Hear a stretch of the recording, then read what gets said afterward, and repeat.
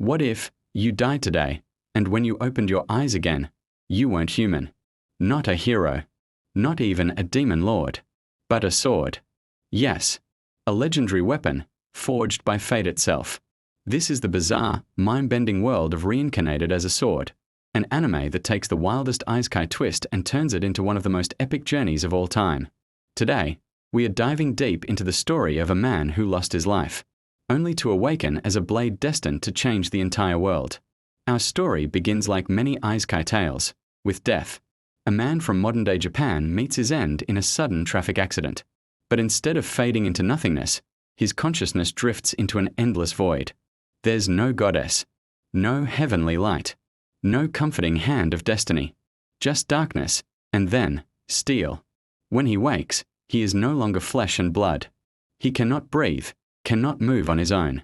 His body is a gleaming black blade etched with runes, glowing faintly with a strange energy. He has no name, no master. But one thing he does have is power. From the very beginning, this new sword realizes he has a system-like ability, almost like a game interface. He can absorb the skills of the monsters he slays. And so, despite being unable to walk or talk, he sets out to carve a destiny in this brutal new world. This is no peaceful fantasy land. The world he's been reborn into is savage, crawling with creatures that could rip humans to shreds in seconds. Goblins, ogres, wyverns, cursed beasts. And in this cruel ecosystem, only the strong survive. For weeks, the sword sharpens himself, literally, cutting through monsters, absorbing their skills, and learning spells. Fireball, telekinesis, wind slash, each kill makes him deadlier. Yet, there's a problem. No matter how much power he gathers, he is still just a sword.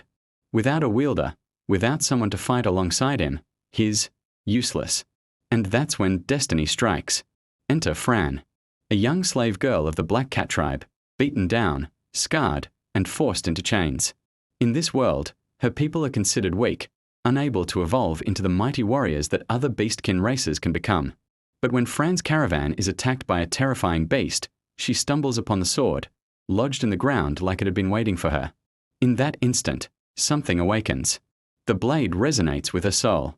She pulls him free, and for the first time, he speaks, "Use me. Wield me. Together, we'll survive." Fran, once powerless, now has a partner. With the sword in her hands, she cuts down her enemies in a flash of steel and fire. From that day on, she calls him teacher. And thus begins one of the most unique partnerships in anime history. Not a master and servant, but a student and teacher, bonded by fate. With Fran as his wielder, the sword gains something he never had before, a purpose. Together, they adventure through dungeons, slay monsters, and grow stronger with every battle.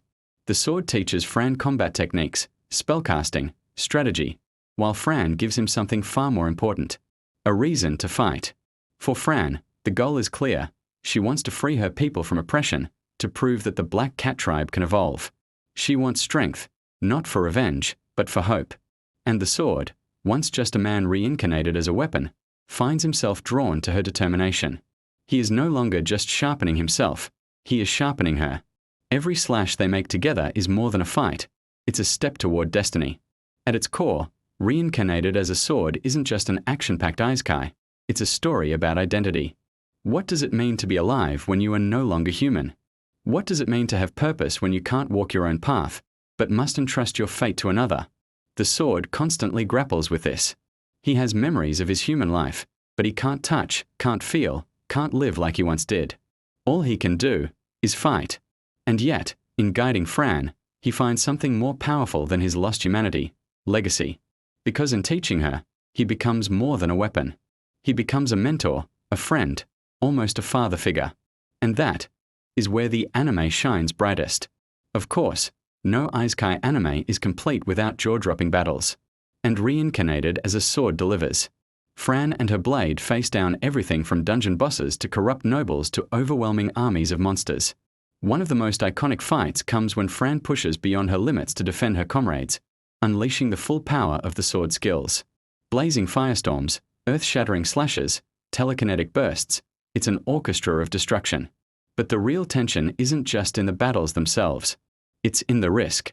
Because the bond between Fran and the sword isn't invincible. If the blade is broken, he dies. If Fran falls, his purpose ends. Every fight is not just survival. It's proof of their unshakable trust. The true heart of the series lies in Fran's growth. When she first appears, she's timid, beaten, silenced by a world that tells her she is worthless. But with each battle, each lesson, each word of encouragement from her teacher, she transforms.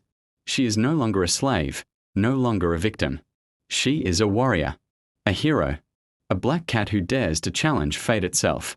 Her journey is inspiring not because she wields an overpowered weapon, but because she learns to stand tall even when the world is against her. And that's why fans fell in love with her character. At the end of the day, Reincarnated as a sword isn't just a quirky Isekai gimmick. It's a story of second chances, of identity beyond humanity, of mentorship, growth, and the bond between teacher and student.